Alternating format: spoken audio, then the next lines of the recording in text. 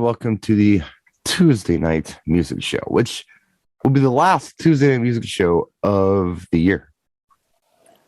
But it doesn't really matter because you're not going to see this until probably, I don't know, midsummer February 2022, the way these things get posted. I heard October. It might be. So, which is weird because, I'm going to do some pop topics because I really don't have anything, and I'm going to keep it light. It's the end of the year. Sure. One question that I had was, kind of in general, do you guys do New Year's resolutions at all? Oh, hell no. Yeah, sometimes. It depends. Never. Yeah, I'm with you, Jay. It depends. Nope. I don't tell anybody what I do typically. No, I don't make them known. I kind of in my head. I do them throughout the year. I'll say like, okay, new path. Yeah. But I don't wait till New Year's and now I'm a different person. Or I think I'm when you're younger, doing this. Yeah, when you're younger, you view it as even having the topic of like, hey, it's end of the year, and I'm like, no, it's Tuesday, and next week will be Tuesday, and there'll be 52 of them, and every year there's 52 of them, and sometimes the end of the year might be July. Like the end of my year was November because it was the last wedding I did. So let's sure. It's funny you should say that. I said the same thing. My season is over.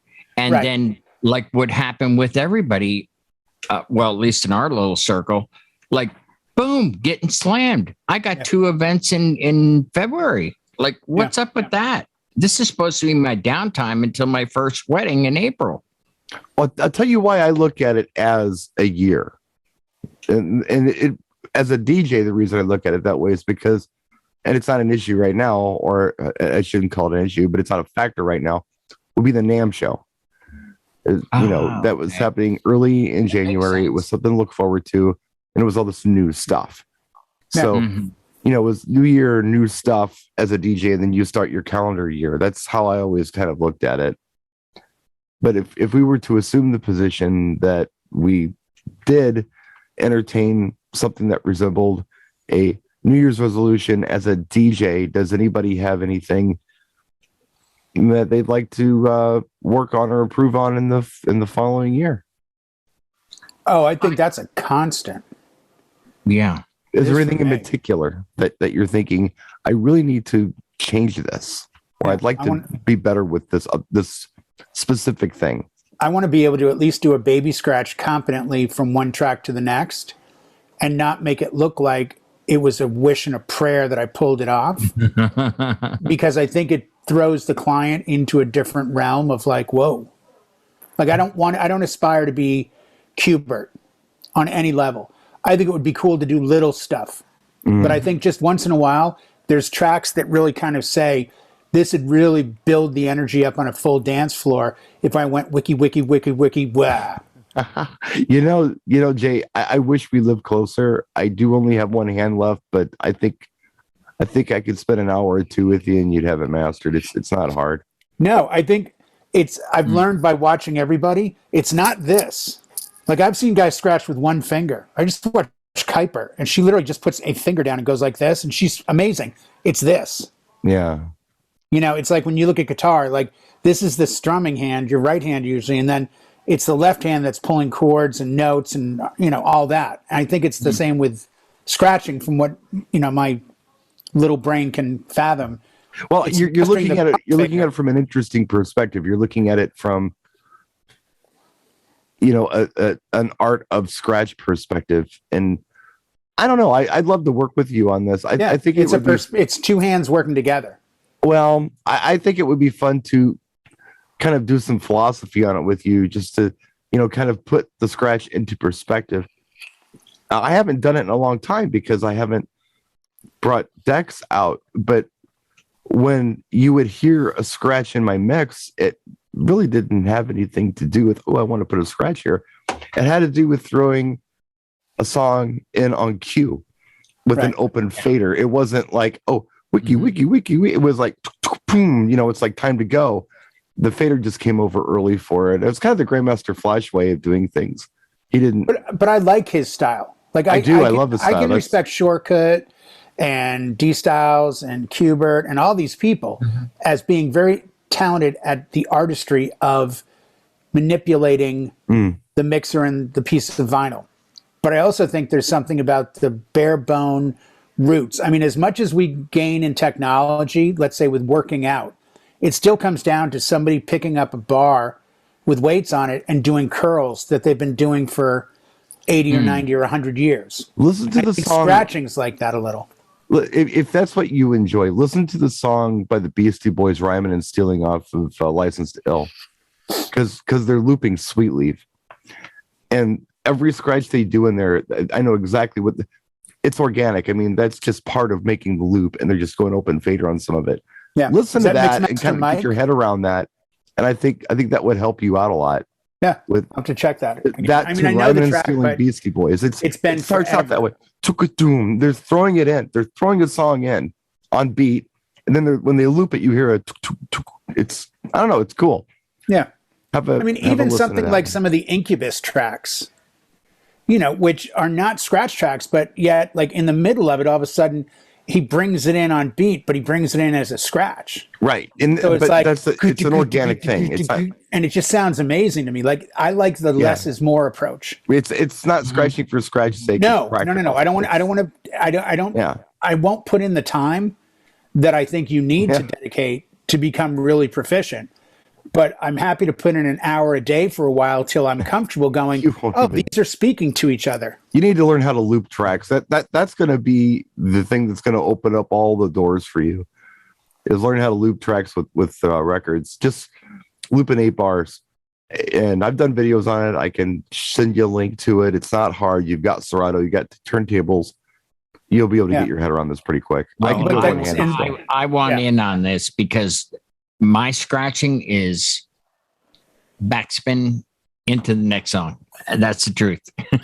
It's just throwing a song in the beat. I mean, that's how I look at it. That's where you start. I think a lot of people want to start with just moving the record back and forth and making the scratchy sound. But if you're doing it on a practical level, I feel like, I don't know, but I'm OG like that. I mean, that's what I've been told, and fine, whatever. I'll own it. I kind of am. So anyway. We'll play. Maybe we'll play around with it after the show. We'll get flagged for any music content I have on here, but perhaps it's one of those things that I want somebody as a guest at a wedding next year that was at a wedding this year or 2 years ago to be like, "Wow, things were awesome," and you see the growth pattern. Because I think if we're not growing, that's why when I go to some of these conferences, I just shake my head like, "Is anyone here going to talk about being a DJ?" Or do you guys just want to talk about how many millions of dollars you've invested in sparklers? And it's like once in a while, you got to take it down to example, I did a set last night on Twitch. It started as techno. Well, after about 45 minutes and it was good techno, it was good mixes. I mean, I was happy with it. But after like 45 minutes, when you're by yourself in an office with 6 people watching on a computer screen, techno can start to get a little droning. So I just said, hey, Rebecca's here. JC was there, I think. John was there. I'm like, hey, anyone up for some, dark wave? Yep. I'm like, great. Let's do the next hour of dark wave. Well, as I'm doing it, one of the tracks I played that's a 2018 dark wave song had this like da-da-da-da-da-da-da-da-da-da synth thing in the beginning. Well, I heard Metro by Berlin. So I grabbed Metro. I looped the first 2 bars and then mixed them over each other and went into it. And John was like, I saw that coming. That's perfect. That's awesome. And I'm like, you know what? I'm going to do a set Wednesday, but it's going to be dark wave and 80s, darker, gothier, like Depeche Mode, New Order, Love and Rockets, The Smiths, dark wave, 9 Inch Nails. And it's a challenge because now I have to put together a set and I want to play for 3 hours. To me, that's trying to be a better DJ. And that's one of the joys of Twitch. Well, let me just stop you and take you back a few segues. But are you planning on bringing out your turntables to events? Is that something you'd like to do? Yes. I've got phase. Right. Well, maybe that's something to put on together now. Yeah, I'd like to offer that to clients and say, this or this. This is why my fee is now here. But you choose. Do you want me to use these, or do you want me to use this? And if they go, oh, you have turntables? You got it. There you I go. can show up with phase because I saw Shortcut on Twitch last week with slip mats and phase with no vinyl. And the light went off like, wait a second, with phase, I don't even need vinyl. So the fear of warping vinyl at 90 degrees goes away. Yeah, don't worry about it. I just, because again, since I'm not I think your scratching or warping vinyl scratching, thing is just weird anyway, but that's another but wouldn't show. it warp? You know what I I found don't think strange was some guys took the tone arms off of their turntables, and You they don't used need them. phase. I mean, but that's yeah. I mean, Yeah, but if you got a real piece of vinyl, wouldn't you want the ability to then be able to like pop the play it. phase off? And you would down, think go. so. I would think. I mean, if you're going to do that for the client, you should have a piece of vinyl, even if it's control vinyl. Wouldn't you think? Well, yeah. I think so. I've heard DJs do this, and I think it's a great idea. They get a custom white piece of vinyl, With and then with their logo. with either their logo or the bride and groom's monogram, and then they have people Ooh. sign it throughout the night, and they give it to the bride and groom as a present. Oh, That's that's cool. an awesome idea. You could get a white Serato time code, and then get a Sharpie, and like halfway through the night, take one of them off and replace it with a black, and go, "Hey, everybody! At some point, I need all of you to sign this. It's a gift to the bride and groom." Now everyone's going to be all stoked. They're signing this vinyl, and then in the end of the night, you give it to the bride and groom. They frame it or something, and it's kind of a cool memory of their experience with you. And maybe the middle has your company logo. Just I'm spitballing at. Sure, good ideas. Yeah, but I it's a wanna- great idea. It's a great idea. Although you do not do the New Year's resolutions, Howie, is there anything that you're thinking maybe you would like to do differently in the calendar year, or change or improve on? You think Should work on his lighting skills.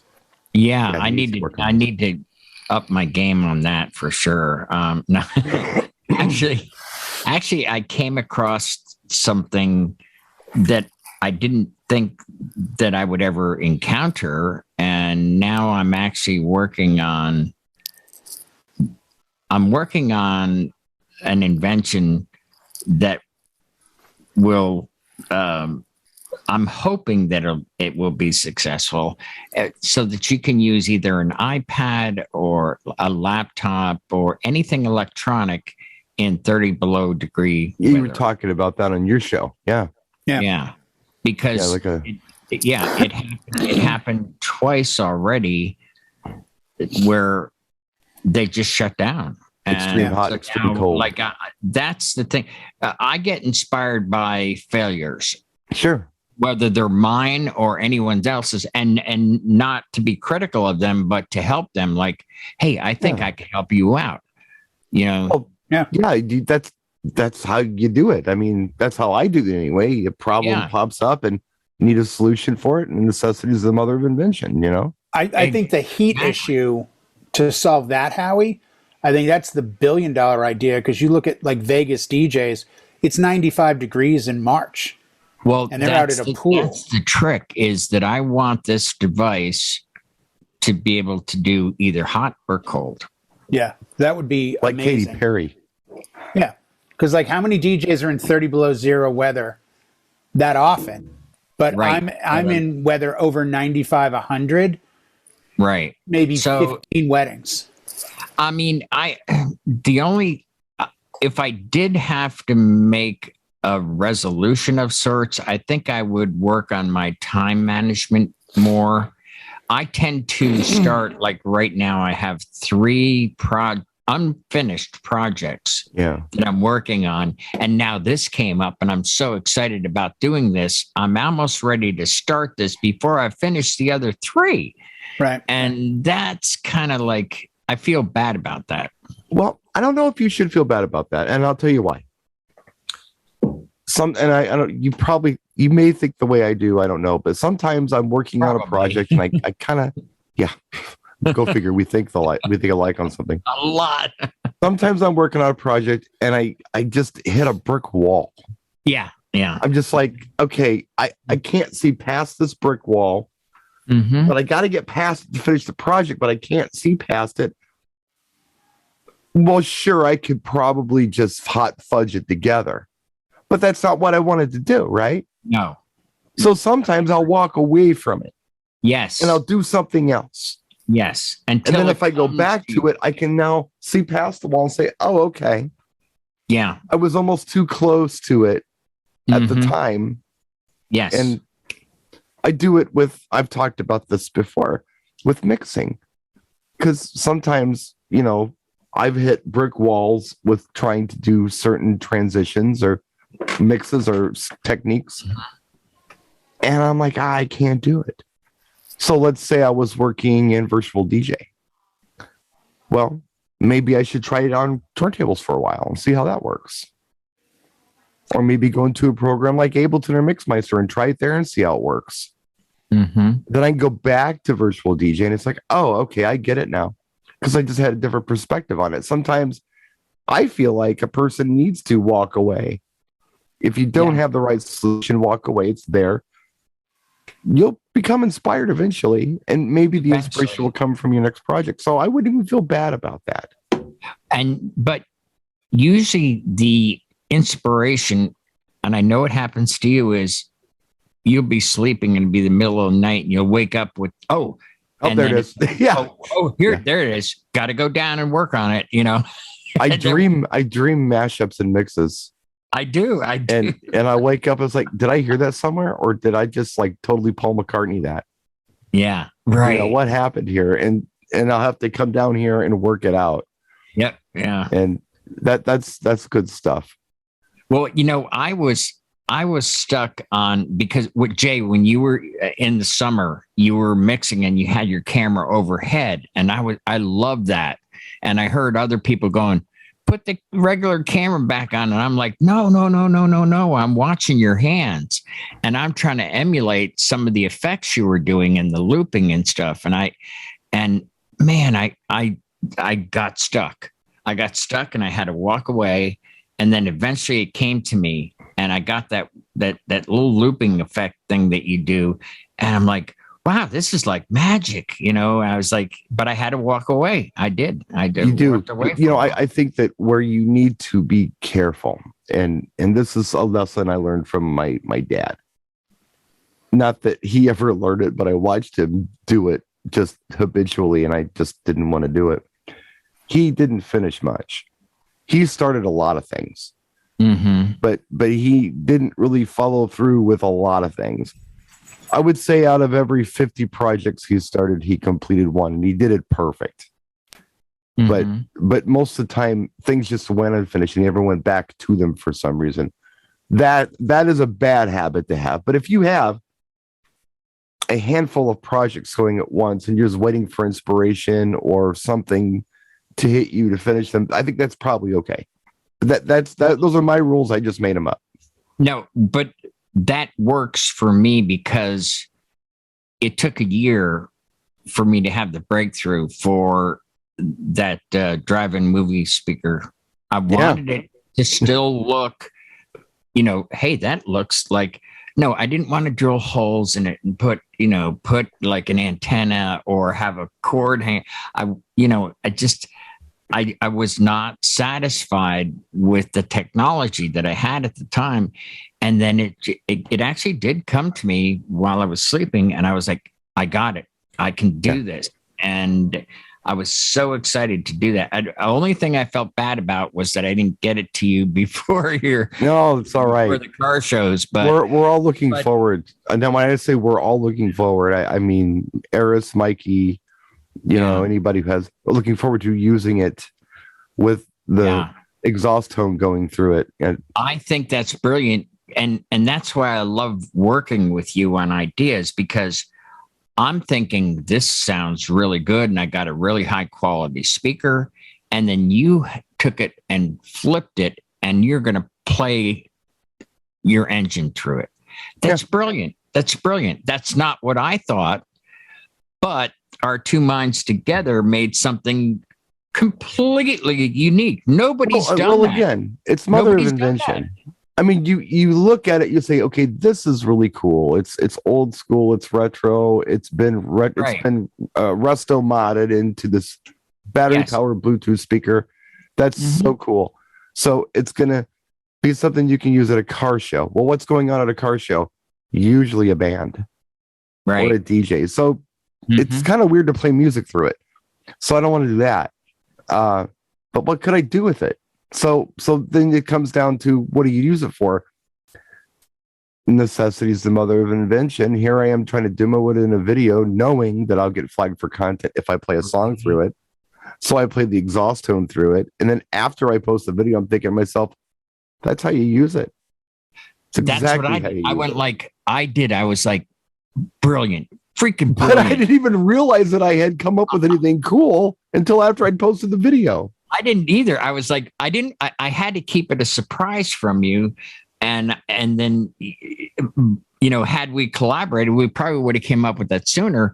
But I'm glad that I kept it from you, and then you got it and just totally flipped what my vision was.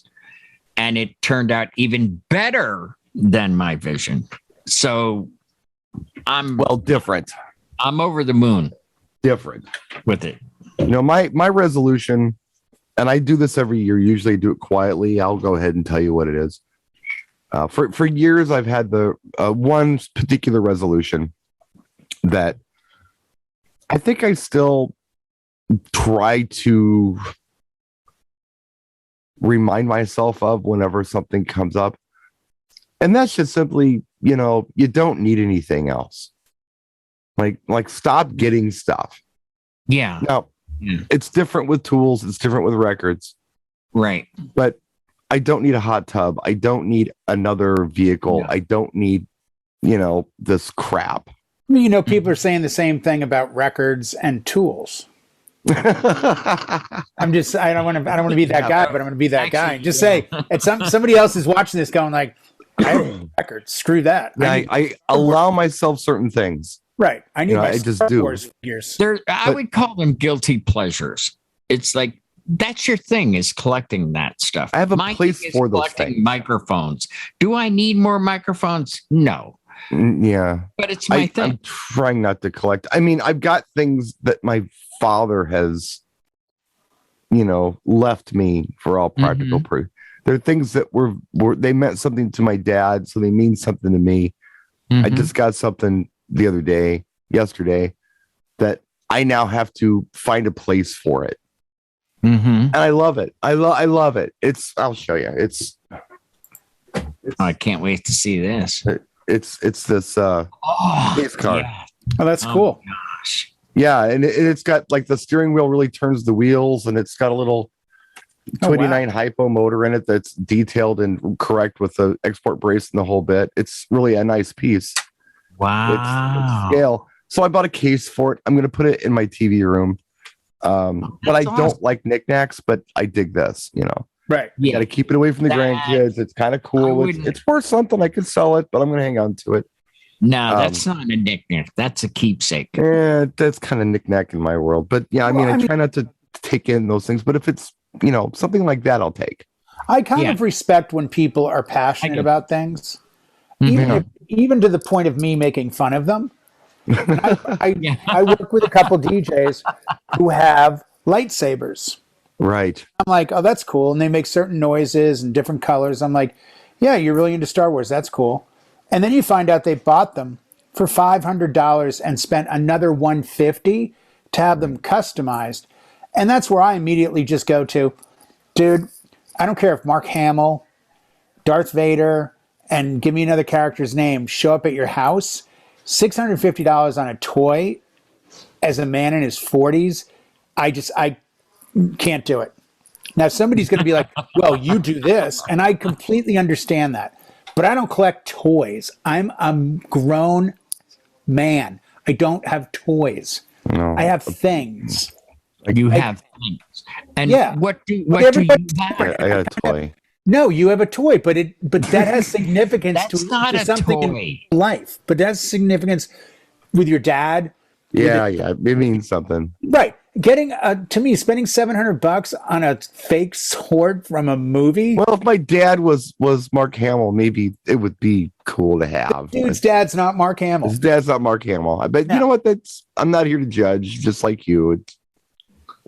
No, I give them their way, but I will say, I'm like, I respect that you're so dedicated to this.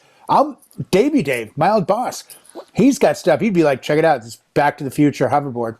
I'm like, oh, that's cool. That's been $8,000. Whoa, what? Yeah, every time you bring up the lightsaber, I immediately think it's Davey Dave. I don't know that it is, but I think it is. No, but he's passionate about that stuff. Yeah. And he spends days and weeks and months researching it and then getting it. Like, I respect the passion. Yeah. But I don't have anything that I look at and go, wow, good thing I've got this.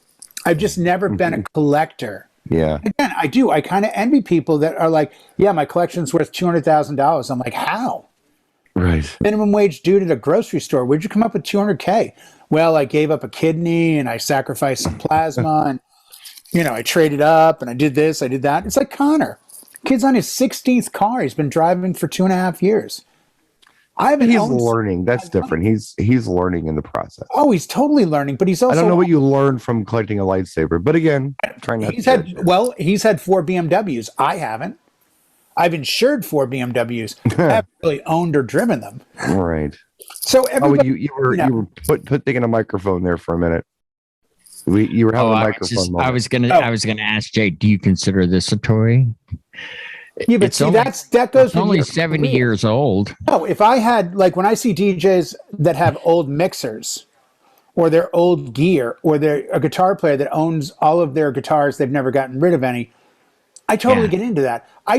And I hope I don't offend, I know I won't offend you two, but don't take this offensively. I'm fans of certain sporting organizations, but I'm not going to give them $300 of my hard-earned money so I can advertise a multi-million-dollar athlete's name, right, and walking down the street. I'm just as supportive as you are. You just put your money where your mouth is by buying the T-shirt. Values. Like, I would buy a values. T-shirt. I wouldn't buy a Tom Brady T-shirt. And I really like Tom Brady, but everybody's different. If nothing, I almost want to come up with something that I can look at and say, ooh, look what I collect now. That I have my own little thing. You know? So what I was talking about with this resolution thing, I think the one thing that I do try to do every year is be more helpful and more understanding. I mean, that's really ultimately what I want to do. Even when it comes to people collecting lightsabers. Yeah. Even when it comes to that. Yeah, I think I could be more understanding. I think I could improve on my empathy a bit and be kinder. There's things I'm thinking about that I guess I always knew, but I didn't organize the thought in my head to be able to express it to anyone else. But there's this thing that I do, and we all do it, where we think about, just for instance, just as an example only, not to go off on a rant about this, but we romanticize the music of our youth, and we talk about how much better it is than today's music. Well, no, that's and true. How much better movies are, and how much better cars were, all of these things. And, here's the goofy part about it. If you presented all of these things to somebody who had never experienced any of them, they would probably agree with you. But the thing is that every generation does this. And just because, let's just say some stuff from back in the day was cooler than what's happening now. I think the young people are tired of hearing us saying it. And we get to the point where we are just dismissing anything new. We wouldn't even give it a chance at all, ever, because we're so incredibly jaded. I don't want to be that guy. And I'm very hyper aware of that going into my 50s. I'm going to start accepting that the Prius is a great car and Cardi B is talented. Well, I mean, you can have an opinion. Ted Nugent and a 75 Camaro for me, please. I'm not talking about loving everything. I'm talking about not dismissing an entire generation's culture. I agree with you. I don't think we purposely dismiss the generation. There's definitely tracks that I listen to now and I go, this is a great new song. There is great new music. And I just find that, I'll just put it as bluntly as I can, the great music of your generation rarely gets to number one in the Billboard. Like today. Back in our day, the number one Billboard songs were the great songs because of the way music was judged. Sometimes. I mean, usually. And I talked about this. And from different years in the 70s and 80s, it's consistently like, oh, well, that was a great song. Oh, Michael Jackson, Def Leppard, oh, the Police. Well, yeah, but today, the top 10, Drake has 3 songs in the top 10. Yeah. Today. You can't name any of them. Now, And you're a DJ. in my lifetime, Weird. I'm self-aware that I like the weird stuff. I don't like the mainstream stuff. I never have. Like, as a rule, if there's something that I like, it's mainstream. It's unusual. I usually like the things that are different. And I discussed this with Howie a little bit last night. Yeah. The things that people complain about with different things are the things I love about them. Example. Oh, well, it doesn't sound like everything else. Yeah, that's why I like it. It doesn't sound like everything else. Like what? Give me an example. Like Captain Beefheart kind of stuff, or? No. Okay, here's a really good example. This just happened, and this is a movie thing. This isn't a music thing, but this is an example. Okay. Matrix 4 came out. It's on HBO Max, and a lot of people are bashing it, and they don't like it because it's different. It makes you think too much. Right. And I'm thinking that's exactly why I like it. But wasn't that the great parts of the first and it makes me think, and I love that about it. Yes. It's unique, I put it as a why I positive like it. instead of a negative. Exactly. I think the same way. If it makes me think, that's a good thing. But that's the complaint most people have about it. But It's that's too sad. heady. Isn't that Wait a sad minute. for them? That they I've been waiting it for a made them movie like think? this. That's- I mean, I think it wasn't what I expected. One of those non-judgment points. Like, I admit, I will say I don't understand how people like something, but I will say that, and at least my inner voice will say, I'm not judging you for liking it. I'm just saying whatever it's doing for you, it doesn't do that for me. I don't have a connection. You don't have to like what I like. In fact, I'll prove it. Go on Facebook or Instagram and find out what I really like. You're really going to have a tough time because I try to keep all that to like, I don't want to be judged. I don't want to be put in that battle. I don't care. I can't believe you like this and I don't like that. No, you don't care. But the thing is, it's not even a matter of caring. It's more a matter of, it gets in the way of the point of social media to me is not, hey, everyone, look at me. It's more a matter of, hey, I've got a business to run. I saw a comedian that you would love, Brian. He said, I love how on Facebook and Instagram, every time there's a tragedy in someone's life, people always have to post the same thing. You're in my thoughts and prayers. I'm so sorry. And what they're really saying is, you have a big tragedy. There's a lot of attention on you right now, but don't forget about me. I'm over here giving you thoughts and prayers, everyone. Look at me for a second. Let's not dismiss it. And I was just like, oh my God, that's scarily true in a lot of respects. I mean, all the social media stuff is a whole other conversation. But I mean, I guess I can say it. It's a bummer that social media has homogenized things so much, and it has. It's homogenized art in a huge way. It's homogenized fashion. It's homogenized music, movies, everything. Anytime something's a little different, there's somebody who wants to beat it up. And if they get a lot of attention, then it's the whole bully pulpit thing. Back in the 90s and the 80s and the 70s, you didn't have that. No. Something new or different would come out. And you may, in your little circle, suggest that you don't like it, but then you see it more and more and more. It's like, okay, you're kind of warming up to it, and then it becomes a thing. Now, you can't have a fashion trend that's different. You can't go on the runway with something a little different because enough people will bash it and destroy it so much that it doesn't stand a chance. And it's like, maybe you don't know everything. People are very uncomfortable now. It's a homogenized world we live in. So when something happens that's new and different and unique, I'm all over it. Well, because it's cracks, a different generation, I love it. Brian. I explained to my kids the other day that there was a time in my life in the 80s when I would not leave the house without having ironed a crease. I don't care if I was wearing jeans. They had creases. And the game was, how sharp was your crease? And you would roll that bottom up, and you'd have the shoes. And you were one of those? Oh my God. I never did that. That was like a 70s thing. I hung out with people My mother did it. Took a lot of pride in like, look, my pants have blue with yellow pockets, and my jacket's blue with yellow pockets too, because I got it at Tello's. So if you want to know how old you are watching this show, and you know what Tello's is, I have no idea. Just stop. Okay, Just saying.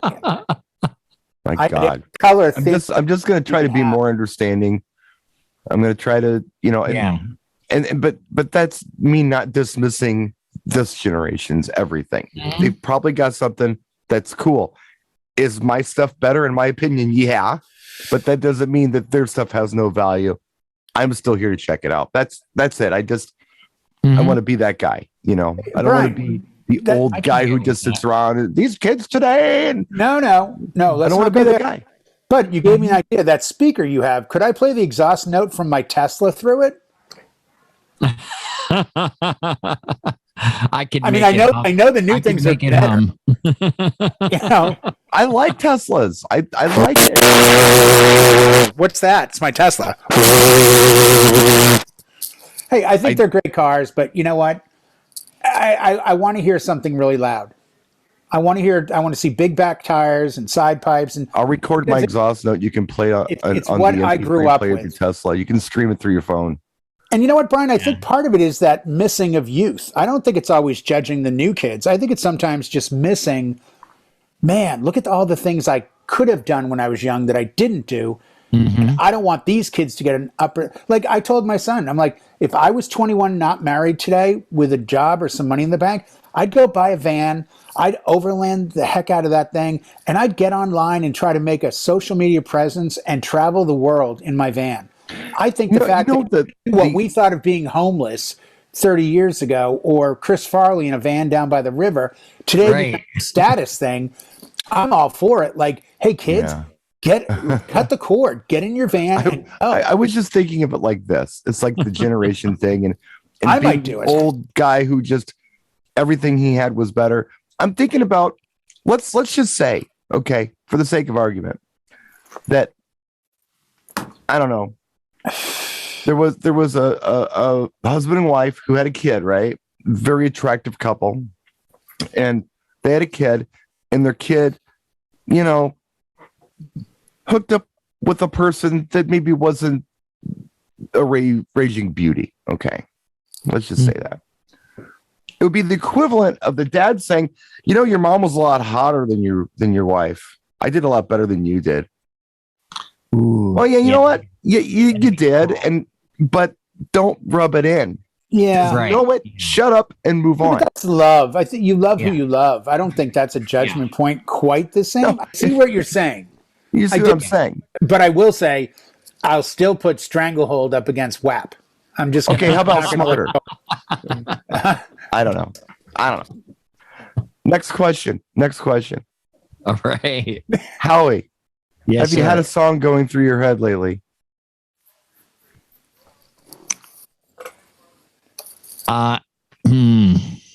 Actually, I'm gonna say if you have to think about it, you haven't had a song going through your head. I guess I really have.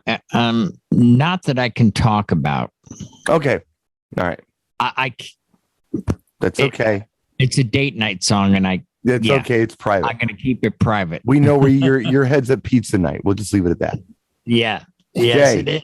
Yes, you got a song going through your head lately? Yeah. What? The Other Side by SZA and Justin Timberlake. Wow. Yeah. Do you know what triggered it? I heard it as bumper music on a TV show. I think the news. And they played it as bumper out. Yeah. Segment. And I rewound. I'm like, oh, what? Wait, I love that melody. It's very kind of intriguing. I rewound it and Shazammed it. And I'm like, oh, I have this as one of the promo only, exclusive hit things kind of, sure. I got it, but I didn't know I had it. Yeah. Like this needs to go on a different playlist. And it inspired a new cocktail playlist of getting tracks that are newer like that, but mixing them with older. It was a morning show, wasn't it? That did that? Yeah. They do that here too. I don't know why it sticks out in my head. I had heard it before, but it was just surprised to hear it as bumper music when it came out. Was when Outkast did The Way You Move, and they were using it as morning show bumper music, and I was like, wow, that is hot. Yeah, Got a that's a Latin great beat. track. That's Oh, Outkast. great I know track. this song. Yeah. What was the first, just a side note with Outkast, I remember Bombs Over Baghdad was the first time I ever heard of them, and just love that track, Bombs Over Baghdad. First thing I ever remember hearing was Rosa Parks. But that's the thing. Rosa and everything else came after Bombs. Bombs was on the album before. Yeah. And I just remember thinking, this is a great song, but it's not going to do much for me as a DJ. Like, I don't know where I'm going to play it because it's so spit rapid fire. And then the next album comes out and it's like, Way You Move, Hey Ya, Rosa Well, they did Parks, the one with Miss Jackson on it first. Miss Jackson, right. Like, but that culminates, that pack of tracks. I still don't drop Bombs Over Baghdad very often, if at all. But it was just interesting that one song would get you into something that would later on become the least important track of it.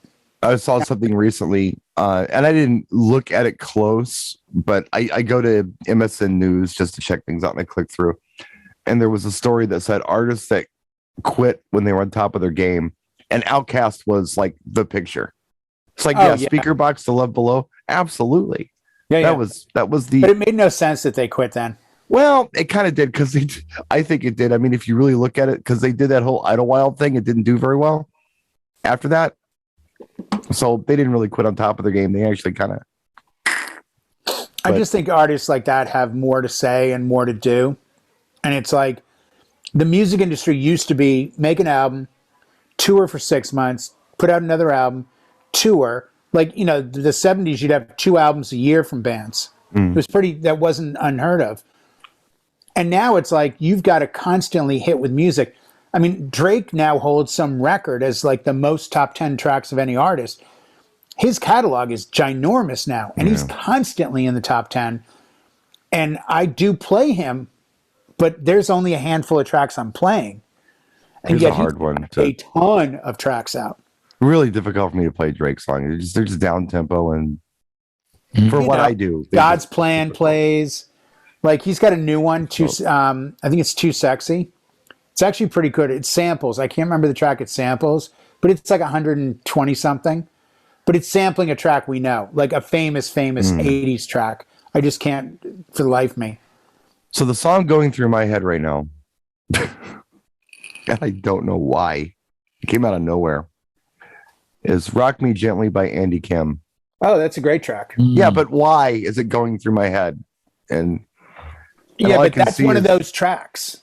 Like, Seasons in the Sun, every once in a while gets in my head, and I'm like, where did that come from? The Night Chicago Died. Hello, darkness, my old friend. Yeah, exactly. There are tracks that, like, that track you just said is in that list of 100 songs that'll out of nowhere. Love Is Like Oxygen by The Sweet. By the hit me and be like, dent, and I'm like, wait, where did The Sweet show up tonight? You know the one that pops up once in a while, and I really like it that it does, is Linda Ronstadt's remake of Heat Wave. Yeah, that's a good one. That particular remake, she did such a nice job on that. Mm-hmm. I like it better than was it Martha and the Vandrells version? Is that who did it? They did it. Didn't Bruce Springsteen do it too? And I enjoyed her. I want to say he did. The interview or whatever you call it, documentary on Linda Ronstadt. That was really wonderful. I just saw that 2 weeks ago. Remember Certified Lover Boy? Certified by Loverboy? No. The Smash 1991 Brothers Fred. What? Oh, Right Said Fred. That's it. I'm Too Sexy. Right. That's the sample Drake uses in Way Too Sexy. Because for his fans, wow, what a genius. They don't know who Right Said Fred is. Yeah. What song did I swear Springsteen did that? Because there's some Heat Wave? covers. Well, I don't know if he did. On Fire, maybe. I'm not really a Springsteen guy. I mean, I respect him, but I don't like his long epic things he does. I'm a Hungry Heart guy, Yeah. Yeah. I think that's a good song. Bruce Springsteen does Heat Wave. Huh. And he does a good version of it, believe it or not. Wow. Yeah. Love Linda Ronstadt's version though. It's like it's campy. I don't know how else to describe it. Yeah. She makes it campy, and I like campy stuff. I forget about her all the time, and she has a great catalog.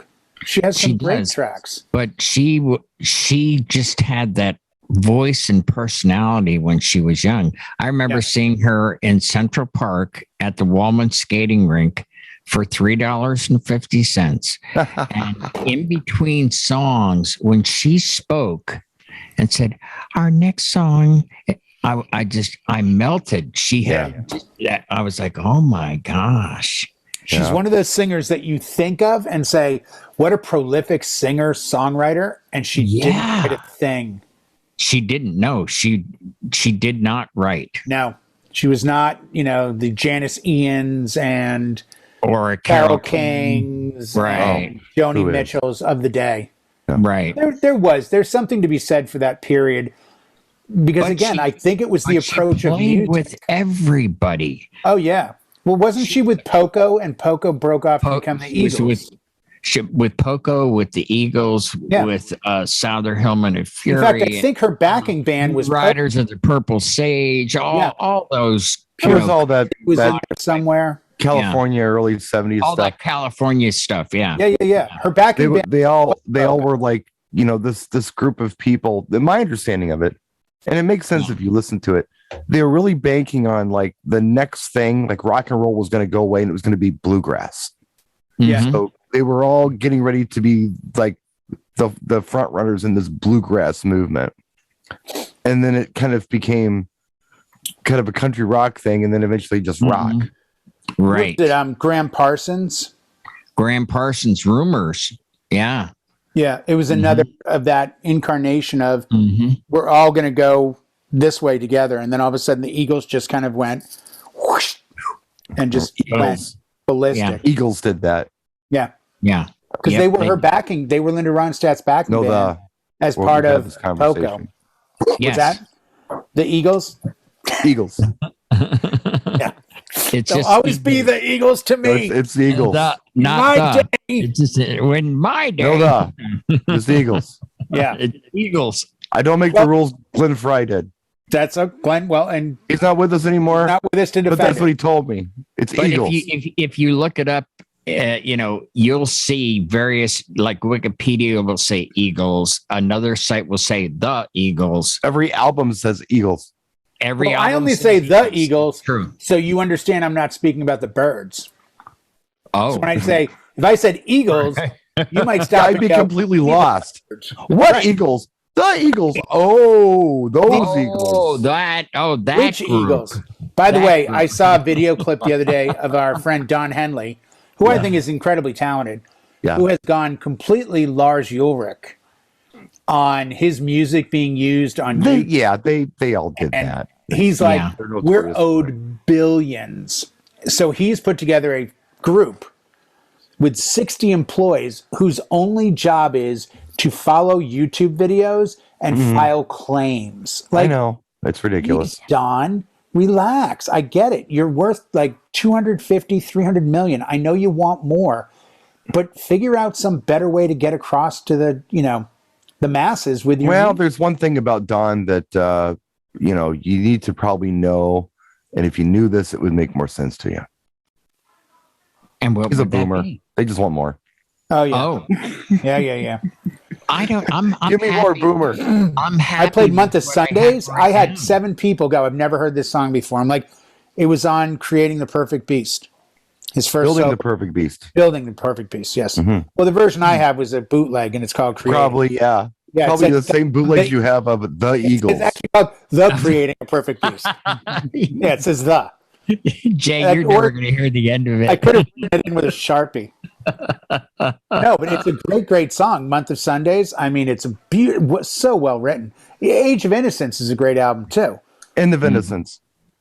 What's that? End of Innocence. End of Innocence. See, this is why you're here.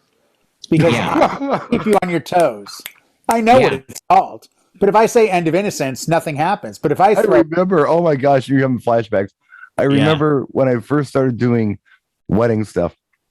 And there was a guy I worked with who was exactly like that. He was old school. He was super talented. The guy knew his stuff, but he'd screw things up. And this was like 89, and it was time to like get into some kind of like dance energy set at an event. And he looked at me and said, all right, Red, it's time for you to do this. Play that Buffalo Stampede song. I'm like, all right, gotcha. Yeah, I knew exactly what he meant, but it was just great. Buffalo Stampede. Yeah.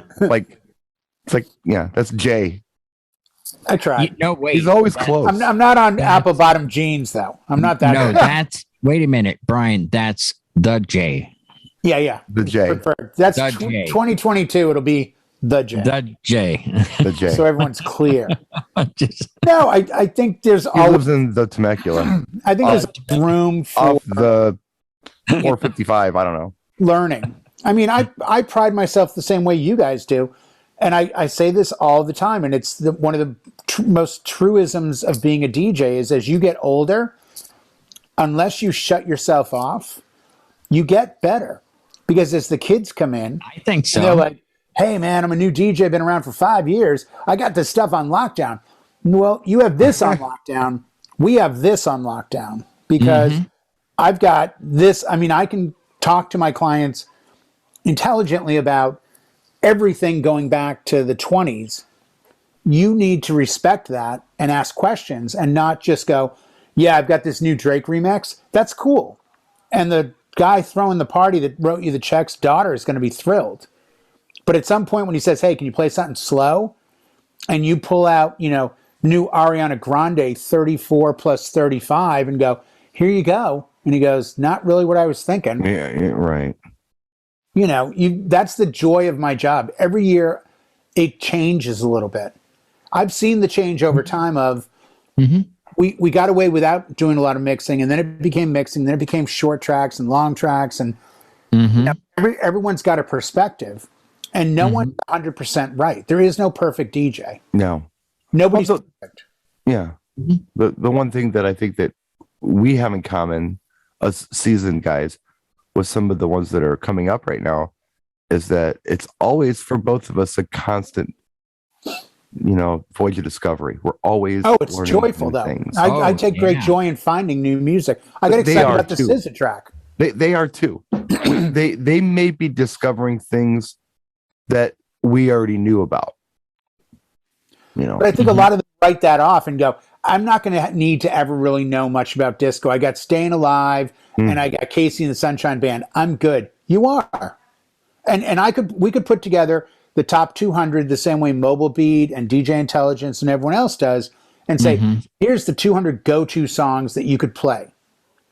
But the reality is what shapes you as an artist, performer, entertainer that makes you different is not playing the exact same 200 songs at every single event, every single year.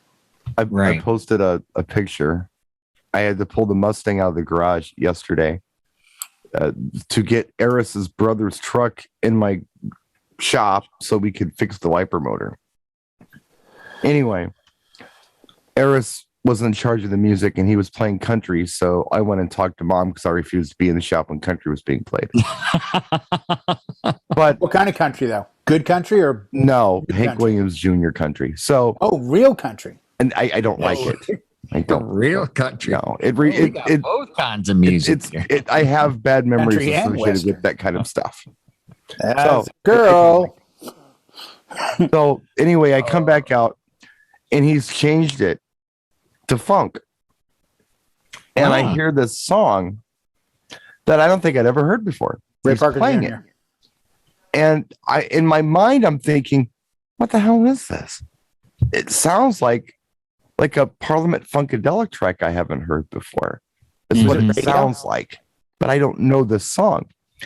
And towards the end of the song, he says, yeah, there's a guy I work with, and every time I play this Bootsy Collins song, he comes over and says, you're not supposed to know anything about Bootsy Collins, but I love the song. I'm like, I'd never heard this song. So here's this 24-year-old kid who's schooling me on something I didn't know about. It's magic. It's magic. I did a set 7 or 8 years ago at DJ Expo.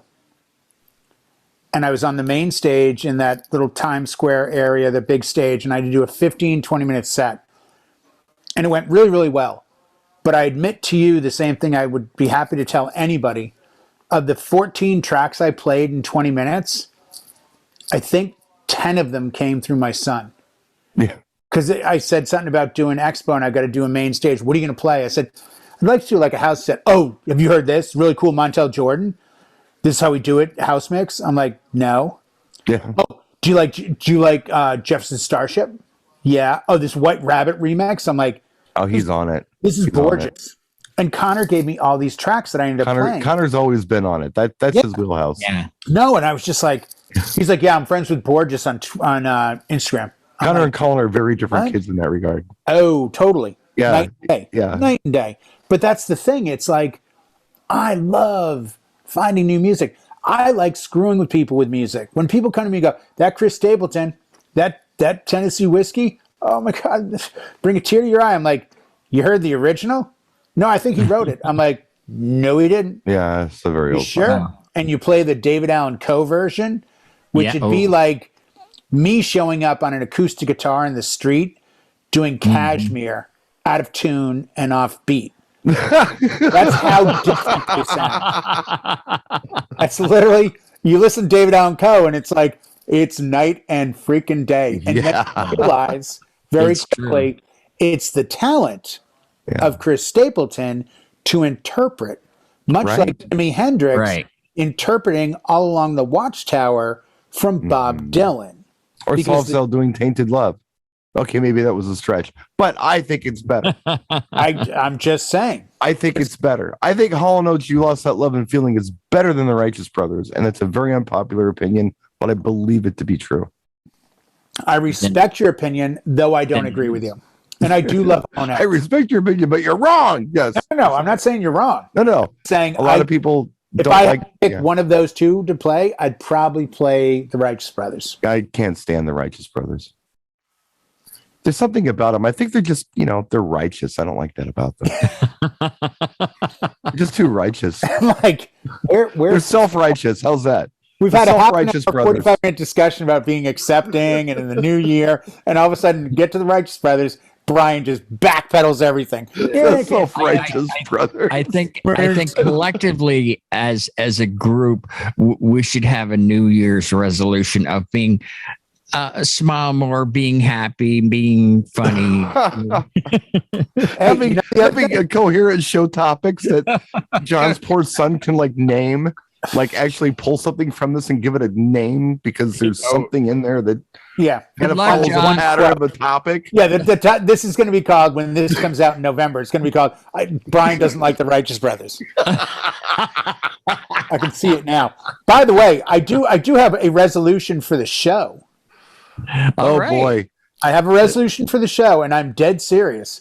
Yeah. I think starting in 2022, I think it would be pretty cool, since we're very music driven, to every week, because we do this every Tuesday, no matter where we are in the world. I think it would be awesome to have one of us take a minute or two and introduce the masses to maybe a song or a group that we don't know that well.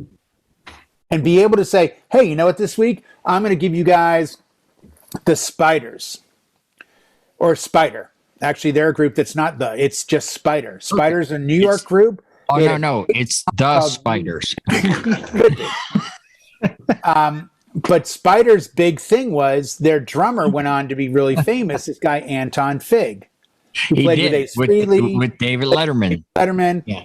But they had a couple of really cool poppy songs that came out back in 1980. Yeah. But the thing is this, if somebody then goes to YouTube and looks them up, they're liable to trip over something else. Mm-hmm. This new music can open up to them. So maybe every show, one of us could just, we do Brian, then Howie, then me, Brian, Howie, me. And we just come up with a song or a group that maybe the audience wouldn't know. If you can do it for a minute, I'm on board. Yeah, we'll just do it for 1 minute on the clock, Jay, you have. Yeah, 1 minute.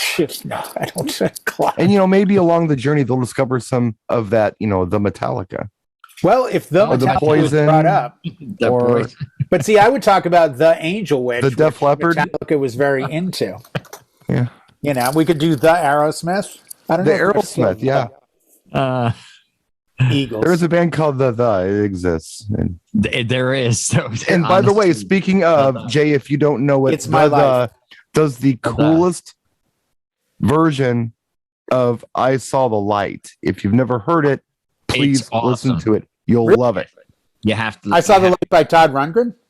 No. No, the Hank Williams I Saw the Light. Oh, but I'm wondering if Todd's is a cover of Hank Williams then. No, it is not.